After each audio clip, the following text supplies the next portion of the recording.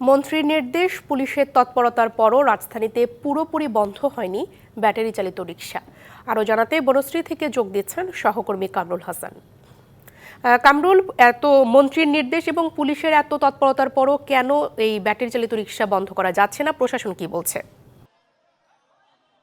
প্রিয়া, আপনাকে ধন্যবাদ। আপনি যেমনটা বলছিলেন, আমি এই মুহূর্তে অবস্থান করছি দক্ষিণ বনশ্রীতে। এখানে আমি আসার পর থেকে যেটি দেখতে পেয়েছি, কিছু সময় ব্যাটারি চালিত রিকশা চলাচল করলেও এই মুহূর্তে বন্ধ রয়েছে।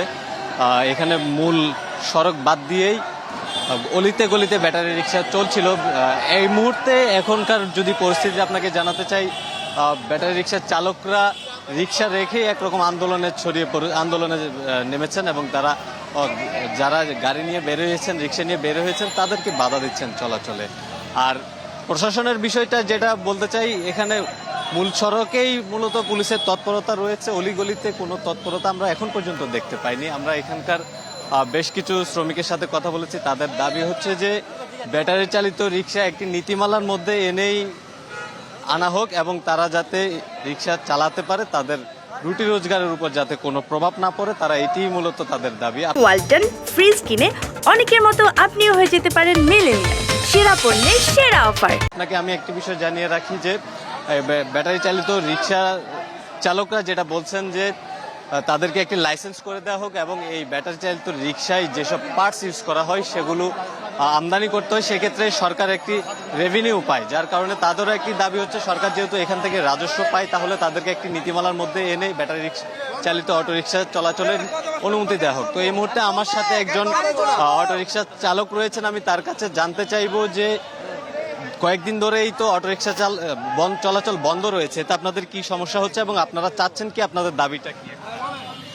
জি, আমি মাননীয় প্রধানমন্ত্রীকে দৃষ্টি আকর্ষণ করে বলছি, আমাদের অটোরিকশার পরে যদি কোনো প্রকার অভিযান দেওয়া হয়, আমরা একদম না খেয়ে মারা যাব।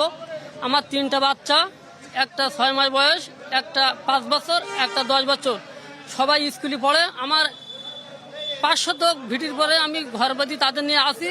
আমার এই অটো গাড়িটা নিয়ে আমি চালাই খাই, আমার মাজন চলে।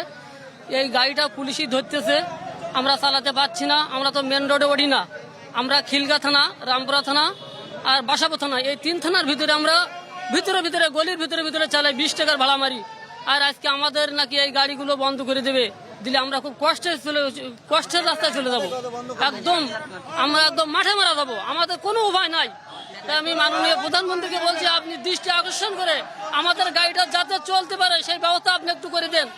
এই তো আমাদের কোনো রাস্তা নাই, আমরা স্বাধীন বাংলাদেশের মানুষ। আমার বর্তমান 3টা কিস্তি আছে, আমি কিস্তি নিয়েই চলি। আপনি শুনতে পাচ্ছিলেন একজন অটোরিকশা চালক তার সমস্যার কথা তাদের প্রতিনিধি। কামরুল, আপনাকে ধন্যবাদ।